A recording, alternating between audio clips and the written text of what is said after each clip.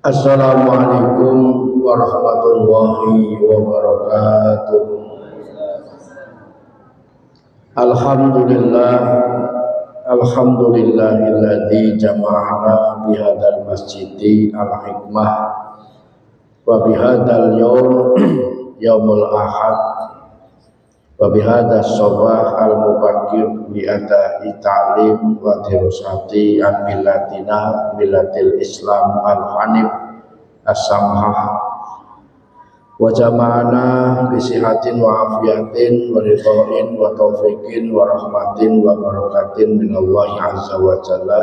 Asyhadu an la ilaha illallah wahdahu la syarikalah wa la sabihalah wa la mathilalah wa la niddalah wa asyhadu anna muhammadan abduhu wa rasuluh la nabiyya wa la rasulah ba'dah la ro'inahu wa jahan kumariya wa habiban asariyah salatan wa salaman ala nabiyina wa rasulina al-karim wa huwa muhammadun sallallahu alaihi wasallam wa ala alihi wa sahbihi ajma'in wa tabi'in wa tabi'in wa man tabi'ahum bi ihsan ila yaumiddin. Amma ba'd. Para bapak, para ibu jamaah kajian Ahad pagi Wajian Tanwir PCM Pekalongan Barat yang ditempatkan di Masjid Al-Hikmah.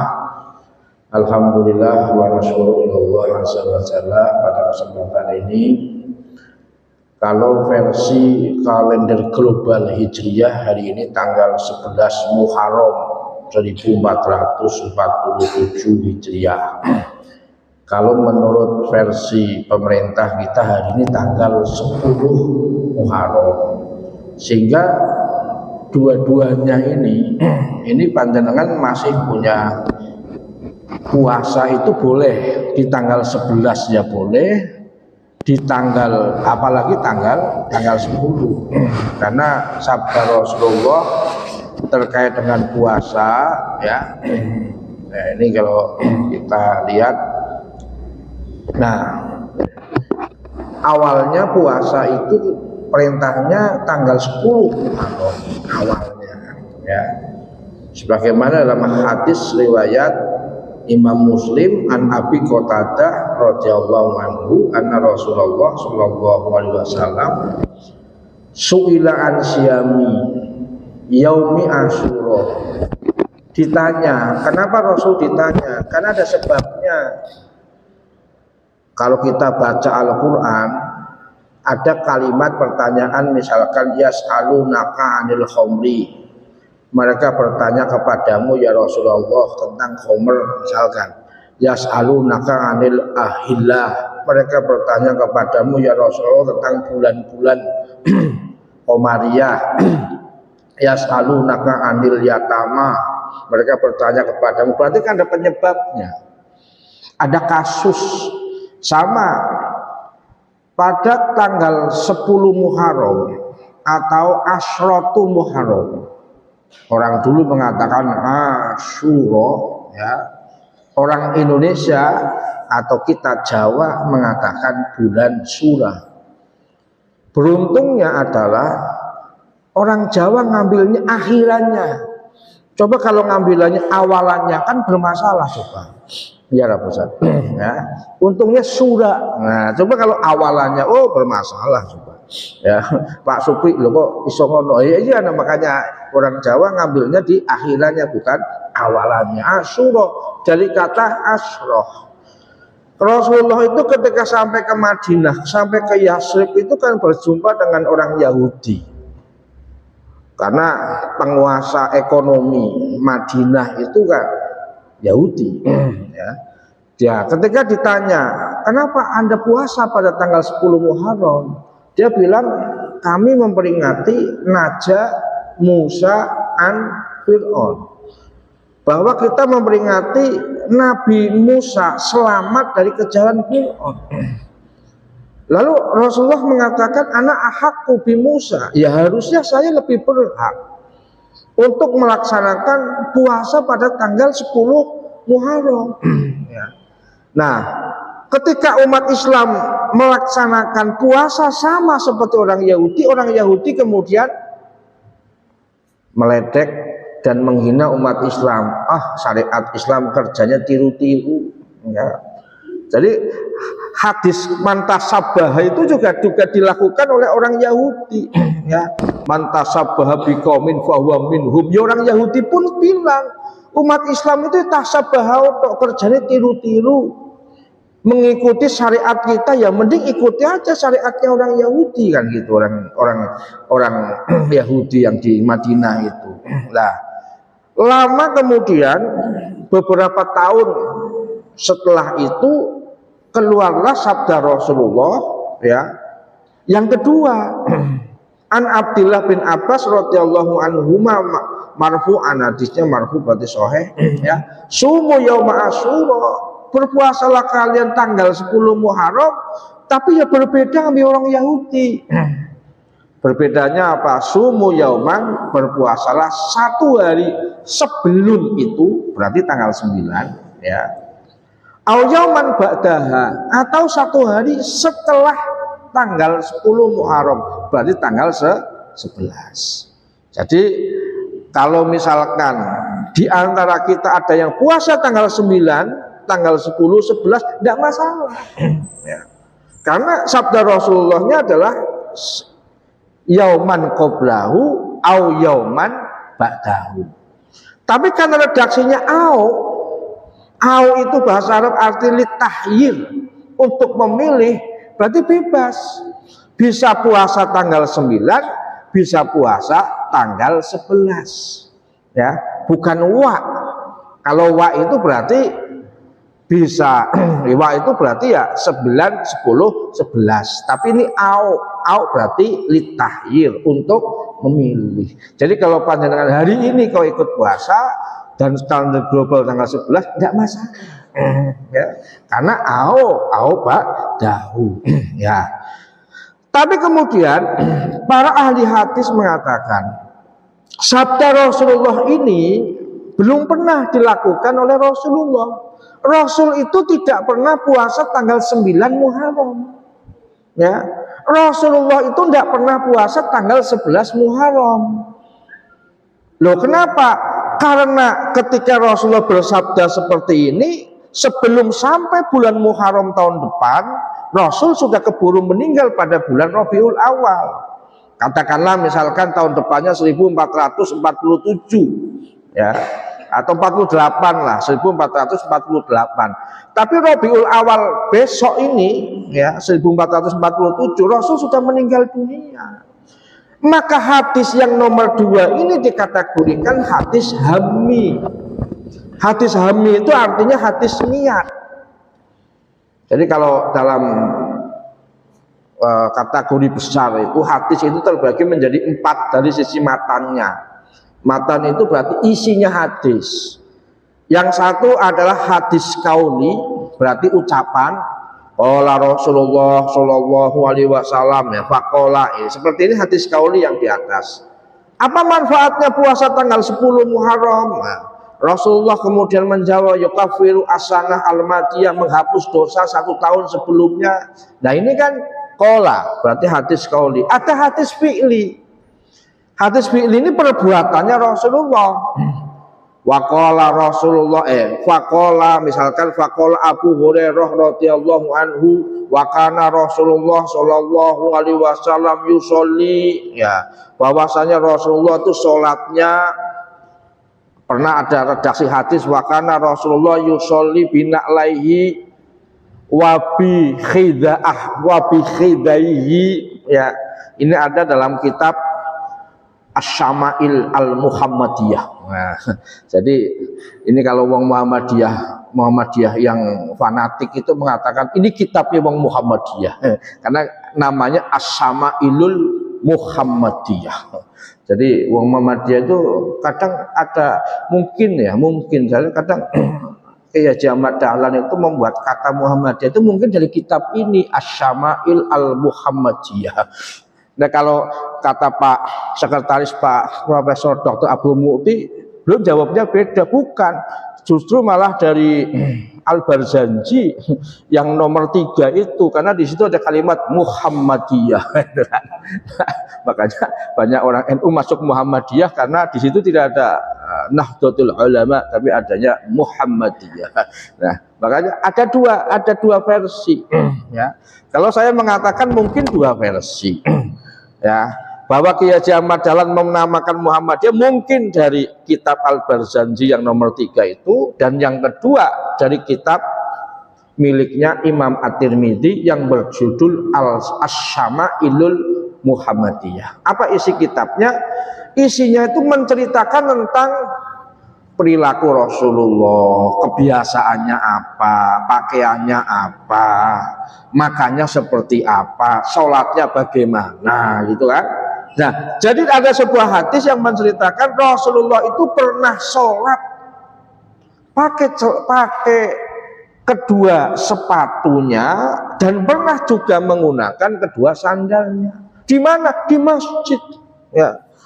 Nah, pertanyaannya, loh kok boleh Pak pada waktu itu? Pada waktu itu boleh karena Masjid Madinah Nabawi masih berupa pasir, Masjid Kuba masih berupa pasir, ya. Lalu kemudian orang-orang kalau sandalnya dilepas malah justru tidak suci. Kenapa? Karena masih ada pasirnya, maka kemudian jadinya kotor. Akhirnya apa? Bawalah pelepah kurma menjadi sajadah.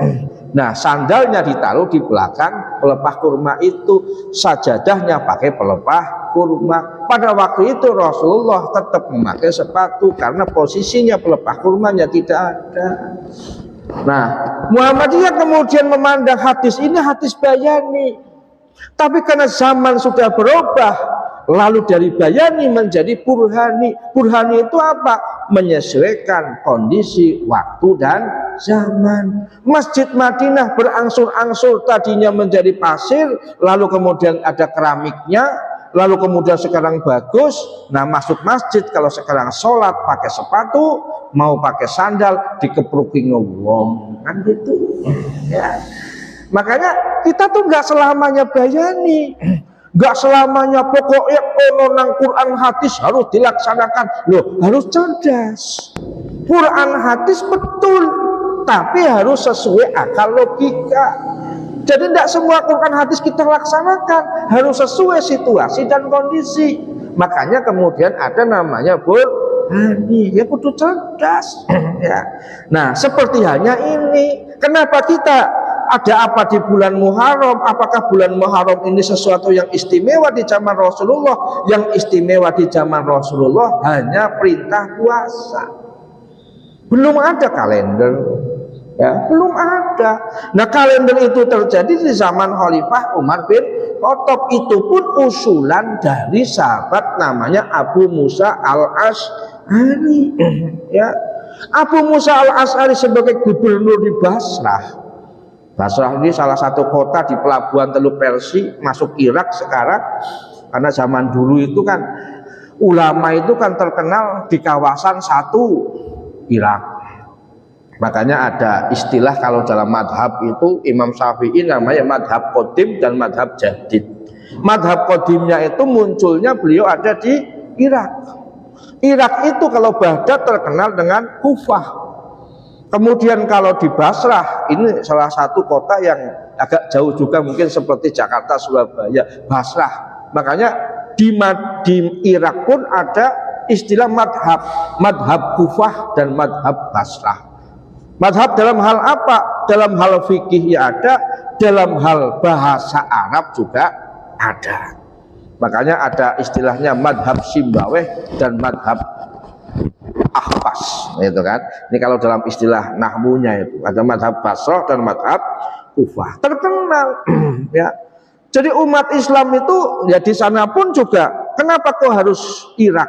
Karena Irak ini mantan ibu kota Khilafah Abbasiyah. Makanya sekarang itu orang-orang Israel lah ya, kenapa kok nggak suka terhadap perkembangan Islam? Incaran dia itu kan paling enggak satu, Irak kan sudah habis diserbu Amerika 2003. Yang kedua Syria. Kenapa Syria? Karena ibu kota Daulah Umayyah, ya, namanya Damaskus, ya. Kemudian yang ketiga adalah Mesir. Kenapa kok Mesir? Karena ibu kota Daulah Fatimiyah. Ini negara-negara kerajaan, tapi mereka itu sangat menyebarkan Islam dan juga menyebarkan ilmu pengetahuan. Ya. Nah, Mesir tidak berhasil, tapi kan sudah jadi pengikut lah. Pengikutnya itu karena ya nggak bisa berkutik apa-apa. Ya. Lalu kemudian Spanyol sudah selesai. Ya. Andalus selesai, sudah menjadi miliknya mereka. Lalu berikutnya apa? Turki. Kenapa ada Turki? Karena ada mantan ibu kota Romawi Timur yang namanya Konstantinopel. Nah sekarang namanya Istanbul, itu kan. Nah PWM Jawa Timur ya, ini tertarik dengan apa? Ingin suatu saat kejayaan Andalus ada kembali. Nah salah satu caranya secara minimalis adalah apa? Beli masjid. Ya, masjidnya itu di daerah yang namanya Barcelona. Ya, makanya PWM Jawa Timur itu suatu saat ya keren ustadznya. Mau kemana ustadz? Mau ke Barcelona. Ngapain? Nonton pertandingan Barcelona dan Inter Milan. Setelah itu apa? Ngaji di Masjid Muhammadiyah yang ada di Barcelona. Kalau nggak salah Barcelona ya Pak ya. Kan keren. Ya sama mirip seperti saya gitulah kemarin gitulah. Ya, Pak Sugeng, Ustadz bisa nggak pengajian? Mohon maaf Pak, lagi ada pengajian di Los Angeles, gitulah kira-kira begitulah. Ya. Nah, tuh minggu depannya lagi bisa nggak minggu depan? Mohon maaf lagi di Washington, ya kira-kira begitulah. Ya, karena saya menyaksikan dengan kepala mata sendiri perkembangan Islam di Barat itu top. Kita boleh mengatakan mereka pendukung Israel sekarang, gitu kan? Kita nggak tahu 20 tahun, 30, 40, 50 tahun. Ini seperti halnya hadis Rasulullah ketika Rasulullah menggali Khandaq, ya, bersama dengan Salman Al Farisi. Ketika menggali Khandaq itu, ya, Rasulullah itu ada batu besar menghalangi lubang atau yang namanya Khandaq kan parit yang dibuat mengelilingi Madinah, batunya besar. Rasulullah kemudian ketika memukul batu itu dengan mengucapkan satu Allahu Akbar wa futiha Farisa. Dengan kalimat satu Allahu Akbar, nanti suatu saat Islam akan menaklukkan Persia. Ya. Kemudian pukulan yang kedua, Rasulullah kemudian bersabda, wa futiha ar-Rum, akan ditaklukkan Romawi. Yang ketiga, akan ditaklukkan Ethiopia. Nah, sahabat bertanya, ya Rasulullah, ada apa dengan Persia? Nanti suatu saat, Persia yang sekarang jadi Iran, itu akan menjadi negara ya Islam, ditaklukkan oleh umat Islam. Tapi kapan? Ya nggak tahu. Yang Allah sudah memberitahu kepadaku sekarang. Kapannya Allahu a'lam. Ya. Lalu Romawi kan negara kuat juga. Ya kapan? Allahu a'lam. Ya. Yang penting Allah mengabarkan kepadaku, baru saja malaikat menyampaikan kepadaku bahwa nanti yang namanya Persia dan Romawi akan Allah taklukkan melalui umat-umat Islam. Kapan terjadinya? Persia ditaklukkan umat Islam di era Khalifah Umar bin Khattab. Ya hebat memang, dari dulu tuh Persia sudah hebat. Ya. Lalu kemudian ilmuannya hebat, ya memang hebat. Ya. Lalu Romawi ya hebat. Ya. Lalu kemudian kapan ditaklukannya? Di era abad 14 di salah satu seorang panglima namanya Muhammad Fatih Al-Adim. Abad 14, Rasul bersabda abad 6. Berarti berapa abad kemudian? Ya kira-kira 9 abad kemudian. Ya makanya kita nggak usah khawatir dengan namanya doa. Ya kita nggak tahu. Ya hampir tiap hari itu umat Islam tambah. Hampir tiap hari masjid dibeli. Hampir tiap minggu lah.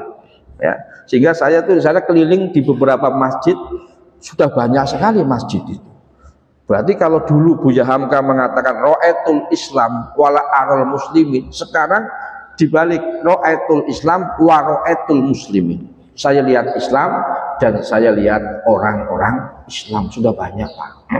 Sehingga kalau kemudian ada cerita PWM Jawa Timur beli masjid, itu bekas gereja. Karena gereja orang payu Pak. Nganggo ibadah hampir jarang gereja ada orangnya. Makanya sama pendetanya dijual. Makanya besok Masjid Al-Hikmah kalau nggak ada jamaahnya, masjidnya didol bae Pak Sugeng. Ini Pak Sugeng, Pak Umar dol bae orang jamaah. Faktanya banyak kan jamaahnya kan? Banyak. Di sana itu fenomena saya lihat sendiri, bukan katanya. Mungkin kalau ustadz yang lain katanya begitu. Lah kalau saya lihat sendiri di Jerman, ya. Dan saya naik ke gereja, nama gerejanya, ini gerejanya nggak main-main, gerejanya tempat Martin Luther, ya, salah satu pendiri Kristen Protestan, ya, di Dresden, ya, ini gerejanya dia. Dia pertama kali meneriakan gerakan Kristen Protestan kan di Dresden di Jerman itu, saya lihat. Itu kan ada liftnya di luar itu, di luar gereja ada liftnya buat wisatawan lihat-lihat gitulah. Ya saya lihat, ternyata hari itu persis hari haul lah ceritanya, haulnya si Martin Luther. Berapa jamaahnya? Cuma 4 orang.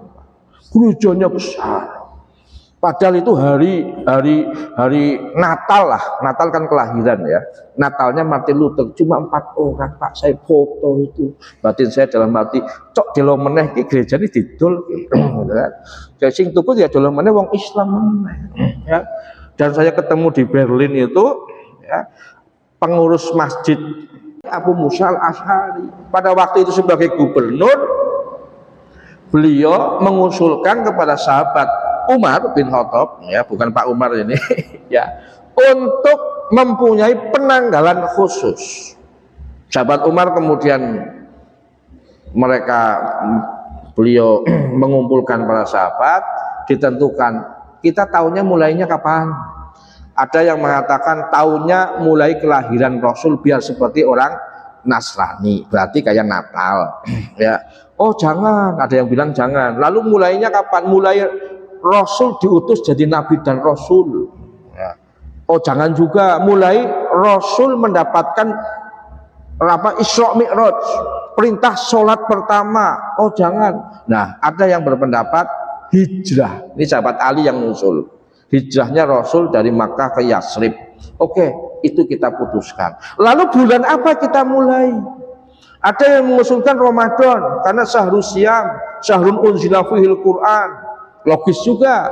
Ada yang mengusulkan bulan Mulud karena Rabiul Awal, ya, bulan kelahiran Rasul, bulan hijrah. Hijrahnya Rasul itu bulan Rabiul Awal, bukan bulan Muharram. Ya. Lalu kemudian ada yang mengusulkan bulan Rajab, tapi semuanya nggak diapresiasi, apa semuanya ditampung semua. Dan akhirnya sahabat Umar mengusulkan pada bulan Muharram. Alasannya apa? Disebutkan dalam kitab Al-Bidayah wa Nihayah karya Ibnu Katsir. Ya, diputuskan hari itu sebagai pertama kali penanggalan Hijriyah, dan tahunnya Hijriyah tepatnya pada waktu itu 16 Juli 622 Masehi. Apa yang menarik pada bulan Muharram kata sahabat Umar? Kita memperingati bulan Muharram. Kenapa? Kata sahabat Umar, kita menghargai sejarah. Ternyata sahabat Umar ini dia termasuk aliran jas merah. Jangan sekali-kali melupakan sejarah. Ini seperti Bung Karno juga nih Pak Umar ini, ya. Kita harus mengapresiasi bulan Muharram. Pada tanggal 10 Muharram Allah menerima taubatnya Nabi Adam. Dan ngapain Nabi Adam? Hanya makan buah. Buahnya pun namanya khuldi. Padahal khuldi itu kalau dalam Al-Quran itu kata iblis, ya. Fawaswasa ilaihi syaiton qala ya Adamu hal adullaka ala sajaratil khuldi. Iblis bilang, aku mau tunjukkan kamu, jika kau makan buah khuldi, ya, maka kamu akan kekal di dalam surga. Jadi Tuhan itu larang kau makan buah itu karena khawatir kamu huldi di dalam surga. Dan Allah tidak mau. Ini tak kasih tahu, tapi udah ngomong-ngomong yo. Nah, yang kemudian si iblis ini memberitahu sama si Hawa. Ya. Hawa kemudian ngasih tahu sama suaminya. Namanya laki-laki, ya Bu ya. Bagaimanapun wong lanangnya kalah nang wong wedon. Betul apa Bu? Ya. Betul. Ya. Begini bilangnya dokter di sini, di rumah dokternya hilang, hajinya hilang, MA-nya hilang, ya, LC-nya hilang. Jadi ini apa? Lulusan MI, ya. Oh di omahe bojo yang meneng ngono arep diikuti ya mbok tonggone krungu isin juga ustaz itu main nang bojone kan isin ya mending meneng ya biar seakan-akan istri saya memarahi anak saya kan gitu kan mending meneng ya ini sama seperti halnya Rasulullah ya jadi suatu saat sahabat Umar ini kan sahabat ya dulu pernah saya sering cerita itu sahabat Umar kan sahabat yang sering dimarah sama istrinya dia kemudian ke Madinah di bawah sebuah pohon yang sekarang pohonnya pohon kurma yang sekarang rame itu dekat dengan Masjid Ali bin Abi Thalib itu. Ya, jadi ada Masjid Ali itu dekat Masjid Nabawi itu pohon kurma lebat itu ceritanya dalam hadis itu. Lalu kemudian datanglah sahabat Abu Bakar As-Siddiq. Nah, dan sahabat Abu Bakar datang ke tempat itu juga. Ya dewean, soalnya lagi ada masalah keluarga. Beberapa jam kemudian Rasul datang juga ke situ. Ya. Rasul tanya, loh kalian berdua ada apa? Sahabat Umar. Cerita sahabat Umar. Iya, jebule aku jadi wong sahabat kaya ngene nang omah ki nggak berdaya, sering domain nang bojo. Sahabat Abu Bakar, loh aku ya juga. Aku mrene ya sebab domain nang bojoku. Rasulullah tersenyum. Oh alah, wahai sahabatku semuanya, aku datang ke sini juga gara-gara anaknya sampean. Loh, siapa kesampean gimana ya Rasulullah? Iya, saya tuh baru saja dimarah-marah sama anaknya sampean, sahabat Abu Bakar. Siapa? Sayyidah, ya, Ibu Siti Aisyah.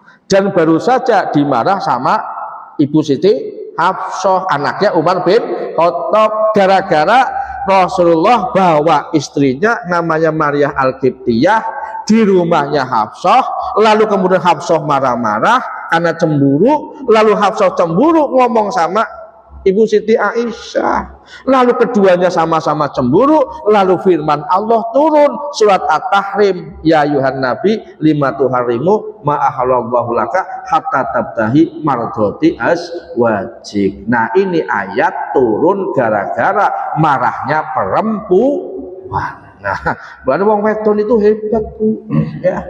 Sampean itu hebat. Banyak syariat turun gara-gara satu perempuan cemburu, kedua gara-gara perempuan marah-marah, ya. Surat At-Tahrim ayat 1 gara-gara perempuan marah, ya. Kemudian haji itu ada, ya.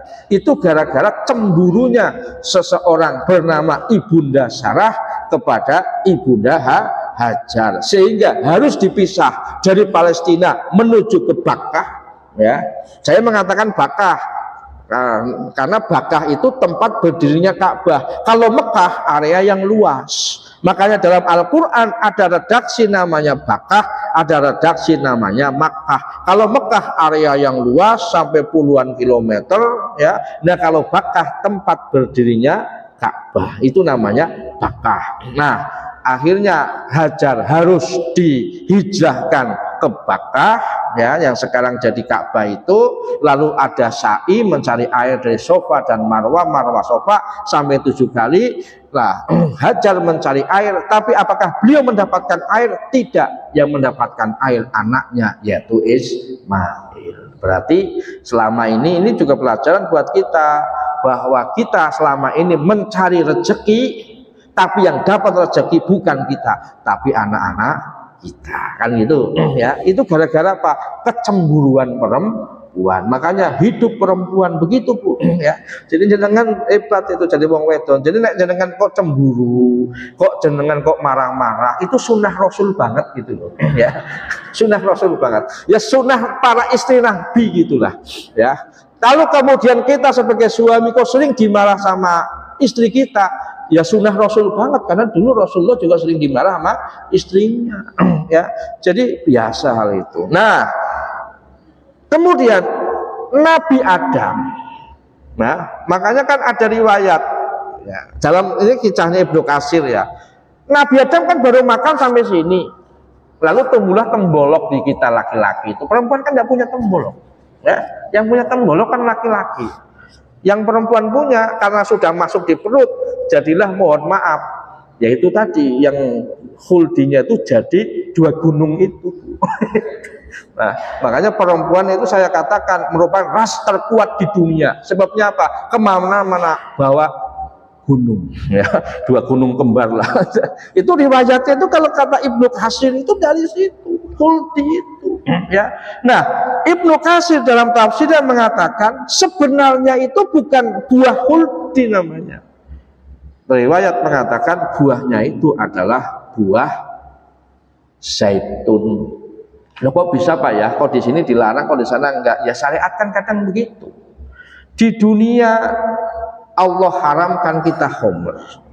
Makanya ada firman Allah, innamal khamru wal maisiru wal ansabu waslamu rijzum min amali syaiton. Tapi di surga Allah halalkan ya. Bisa jadi kan begitu. Ketika di surga zaitun Allah haramkan ya. Selain itu Allah halalkan ya. Nah, makanya hanya satu yang nggak mau. Iblis bilang, itu Tuhan ngapusin kamu biar supaya kamu nggak huldi, udah makan aja. Ternyata malah diusir. Berapa tahun Nabi Adam berdoa ketika beliau turun ke dunia? Keduanya berdoa, Adam dan Hawa. Doanya kita kenal, sering kita doa ba'da sholat, Rabbana dzolamna anfusana wa illam taghfir lana wa tarhamna lanakunanna minal khosirin. Allah baru terima tobatnya 300 tahun kemudian ya. Coba 300 tahun kemudian Allah baru terima tobatnya Nabi Adam gara-gara mangan buah siji tok ya. Nah kita dosanya sudah berapa kali coba ya, sudah berapa ribu kali kadang kita lalai dengan perintah Allah. Kita selalu melaksanakan larangan-larangan Allah. Berapa kali coba? Nabi Adam aja 300 tahun ya, karena umur beliau 940 tahun. Ini hadis yang menceritakan umur Nabi Adam 940 tahun.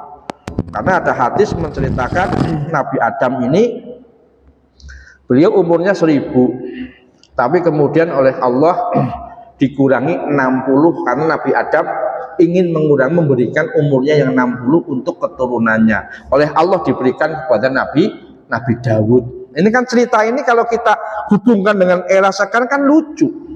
Lucunya kenapa? Wong belum ada kok sudah disebutkan. Cerita-cerita tentang hal lauh mahfud, cerita tentang zaman Nabi Adam kan cerita-cerita kalau bagi manusia itu sesuatu yang irasional. Rasulullah kan cerita yang irasional, futuristik lah, hari akhir, menceritakan hal yang gaib. Ya itu Rasul kok menceritakan Nabi Adam kan belum punya anak, tapi sudah memberikan kepada keturunannya namanya Nabi Daud. Maka Nabi Daud memang betul umurnya 100 tahun, tadinya 40 dikasih 60 dari kelebihan umurnya Nabi Adam. Ini hadisnya sahih. Maka kemudian ketika Nabi Adam mau dicabut nyawanya ketika umurnya 940 tahun, dia protes. Bukankah Tuhan kasih aku 940 tahun? Kenapa cepat sekali kau cabut nyawaku? Malaikat Israel menyampaikan kepada Allah, Allah menyampaikan, loh kamu lupa dulu sudah kau berikan 60 tahun kepada anak keturunanmu nanti yang namanya Nabi Daud. Baru Nabi Adam khilaf. Oh iya ya, bagi Nabi Adam 940 tahun sebentar, kok baru kemarin. Lah kita ya, umur wis 90 tahun be pengennya jaluk mati bae lho saiki. Ya wis kesel banget lah. Jenengan wis 70 tahun kadang selepetan lah Bu ya, pegel wis pemeneh wingi ya sing padha haji jenengan dorong wong pira kayak ya Musdalifah tekan Mina ya kan ya, kan kesel wong tua-tua kemudian mereka harus capek ya kan, memang capek ya. Nah ibadah haji itu memang sesuatu yang capek. Nah ini Muharram terjadi pada tanggal 10 Muharram. Yang kedua, ini dalam cerita Ibnu Katsir dalam kitab Al-Bidayah wa Nihayah, Allah angkat Nabi Idris ya. Nabi Idris kemana? Ke langit, ke surga. Nabi Idris ini kan sahabat Nabi Idris ini kan seorang nabi yang bersahabat dengan malaikat maut. Karena begitu dekatnya dengan malaikat maut, dia minta sama malaikat maut, aku ingin merasakan mati. Coba cabut dong nyawaku. Kan atas izin Allah, ya bilang dong sama Allah.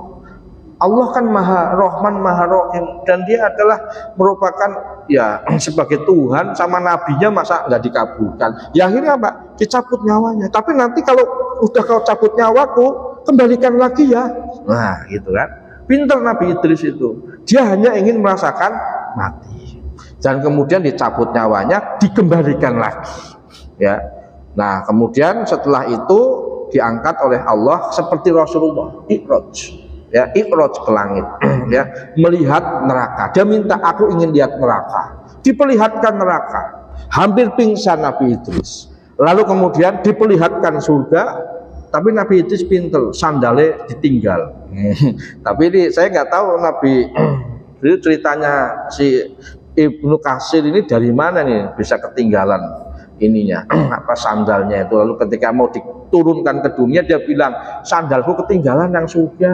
Aku mau sita bali ini jupuk tandal sit ora situ bali. Ya, loh kamu kan belum terjadi hari kiamat, kata Nabi Idris. Lalu Nabi Idris menjawab, orang yang sudah merasakan surga adalah orang yang sudah pernah mati. Betul? Betul. Aku kan sudah pernah mati tadi. Nah, lalu kemudian, tapi kan kamu belum meniti Shiratal Mustaqim. Bukankah aku tadi sudah diperlihatkan neraka? Yang namanya Shiratal Mustaqim di bawahnya ada nerakanya. Dan saya kan udah lihat neraka tadi. Ya. Berarti ini malaikat maut benar juga. Ya. Akhirnya kemudian Nabi Idris berdoa sama Allah, meminta pada Allah, Allah karena beliau sebagai nabinya, Allah kabulkan. Nah ini cerita Nabi Idris itu betul. Sampai sekarang, sejak sebelum hari kiamat sampai sekarang sudah mendiami surga terlebih dahulu. Firman Allah surat As-Saffat, wa rafa'nahu makanan aliyah. Ya, tapi cerita Nabi Idris ini susah kita ikuti ya. Jangan apa ngikuti piye wis cerita koyo ngene kan angel jenengan. Jenengan itu sahabatnya malaikat maut bukan ya. Atau seperti Nabi Musa ya. Beliau sama malaikat maut agak setengah dekat. Maka ketika malaikat maut mencabut nyawanya, ditampar malaikat maut sampai malaikat maut mulutnya mencong gitu kan. Lalu kemudian mengadu sama Allah, Allah bilang ya udah, dia maunya kapan ya, sampai diberikan waktu seperti itu ya. Maka ada cerita dalam hadis kalau Nabi Musa itu setiap bulu sapi atau bulu domba ya, yang tangan Nabi Musa megang bulu itu, setiap satu bulu maka Allah panjangkan umurnya 10 tahun. Ini ada juga dalam sebuah hadis. Lalu kemudian Nabi Musa ngambil satu sapi yang punya bulu, ternyata di bawah tangannya Nabi Musa berapa ratus, berapa ribu bulu itu. Dikalikan 10 tahun. Nabi Musa geter. Wong Nabi Nuh saja 950 tahun. Nabi Adam saja 940 tahun. Loh kalau saya sampai ribuan tahun, bagaimana? Sudahlah, aku pengen meninggal saja lah. Ya. Akhirnya meninggalnya itu selemparan batu. Batu dilemparkan, selemparan batu itulah umurnya Nabi Musa, dan akhirnya Nabi Musa dicabut oleh Allah Subhanahu wa taala, tapi dengan cara yang sangat pelan-pelan ya, baru sampai kaki pelan-pelan dong bro kan gitu kan ya, sambil kemudian badan rodok sakit bro, alon-alon oh yo siap-siap manono ya, baru kemudian sampai leher innalillahi wa inna ilaihi raji'un. Itu Nabi Musa, makamnya masih ada sekarang di Hebron namanya ya. Jadi kalau umat Islam mereka itu umroh plus Masjidil Aqsa, ini biasanya mereka kadang berkunjung ke makam Nabi Ibrahim di masjid namanya Masjid Khalil, namanya Masjid Al-Khalil Ibrahim di daerah namanya Hebron. Tapi ya visanya visa Israel. Jadi kalau dipikir-pikir umat Islam itu ke Masjid Aqsa itu yang memberikan devisa untuk orang Israel 80%. Ya, karena apa? Ya masuknya ke Israel, yang 20% buat Palestina, yang 80% buat Israel. Apalagi masuk ke Hebron. Oh, yang jaga siapa? Tentara Israel. Ya, 2 kompi, 3 kompi. Ya, itu yang jaga. Kata kalau ini masih katanya, kalau saya, ini kata teman yang pernah ikut ke Masjidil Aqsa. Jadi yang jaga bukan tentara Palestina, bukan, yang jaga tentara Israel. Ya. Ya. Nah, ini yang kedua, yang ketiga. Nabi Nuh selamat dari banjir. Nah, apa pelajaran yang kita dapat? Itu terjadi pada kapan? Muharram. Dilalahnya itu terjadi tanggal 10 Muharram, kata Imam Ibnu Katsir. Ya. Semuanya Muharram, kebetulan dilalahnya tanggal 10. Ya. Nah, pelajaran apa yang kita ambil? Dari Nabi Adam misalkan banyak istighfar karena beliau merasa melakukan dosa. Ini kan baik. Sama seperti kita. Kita jangan merasa punya banyak pahala, tapi kita harus merasa punya banyak dosa. Kenapa? Dengan begitu kita banyak istighfar. Jangankan kita, Rasul saja masih merasa banyak dosa. Ya. Sampai beliau mengatakan, ya, lan yunajjiya ahadum minkum amaluh. Tidak ada yang bisa menjamin kalian selamat dari siksa api neraka. Kalau sahabat bertanya, wala anta ya Rasulullah, termasuk panjenengan ya Rasulullah? Iya, termasuk saya. Rasul menjawab, illa ayatahum madaniyallahu birahmatin, hanya saja Allah berikan rahmat kepada. Artinya apa? Artinya bahwa kita masuk surga, Rasul masuk surga, ini kan namanya tawadhu. Bukan semata-mata amal kita yang banyak, tapi semuanya itu karena rahmat Allah Subhanahu wa ta'ala. Kira-kira begitulah. Jadi kalau kita sukses, hebat, bukan karena kita lah, tawadhunya kan begitu, tapi karena doanya panjenengan semuanya, kan begitu ya. Nah, saya sama lah, kayak saya kemarin ke Amerika bukan karena saya hebat, bukan ya, bukan karena pintar bahasa Inggrisnya, karena nggak perlu pakai syarat bahasa Inggris Ustaz, ya, tapi karena doa. Ya doa siapa? Ya mungkin doa jamaah, ya mungkin karena saya memberi kebaikan sama orang lain, gitu kan, bukan karena keinginan, karena saya diminta, ya saya kan kalau diminta, ya Pak Pri ditanya, Ustaz Bapak mau nggak ke Amerika? Saya nggak punya uang, kami biayai dong. Mau nggak? Ya mau. Saya nggak bisa bahasa Inggris, kami siapkan penerjemah. Kira-kira Pak Pri mau nggak seperti itu? Ya mau, wong gratis. Wong gratis tapi kok ora gelem ya. Nah, oke.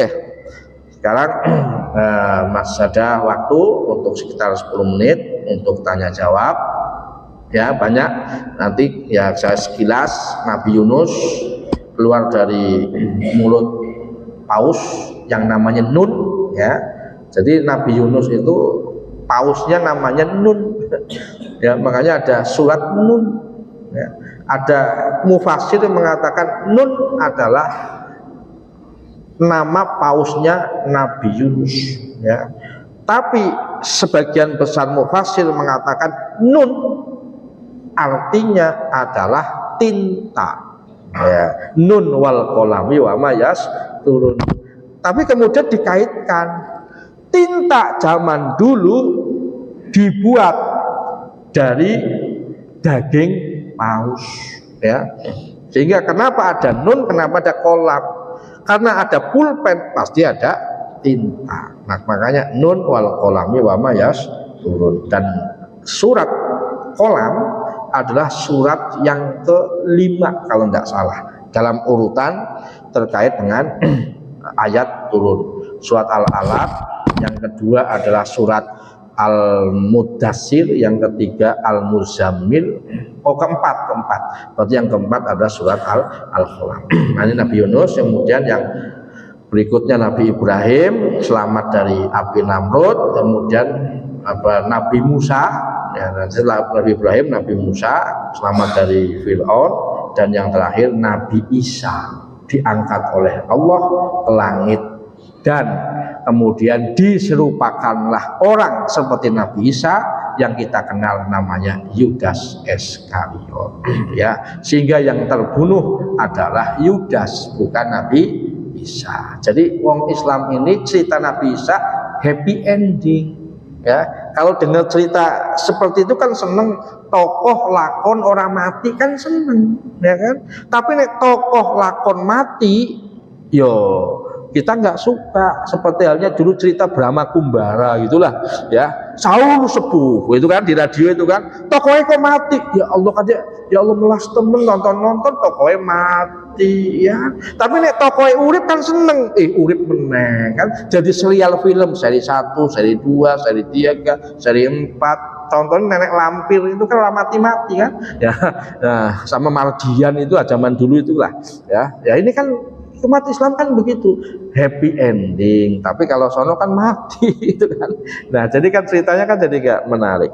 Ya, ini terjadi semuanya pada bulan Muharram, ya, dan dikaitkan dengan ya tanggal 10 Muharram itu. Ya mungkin demikian yang saya sampaikan. Masih ada waktu, silahkan untuk tanya jawab. Monggo.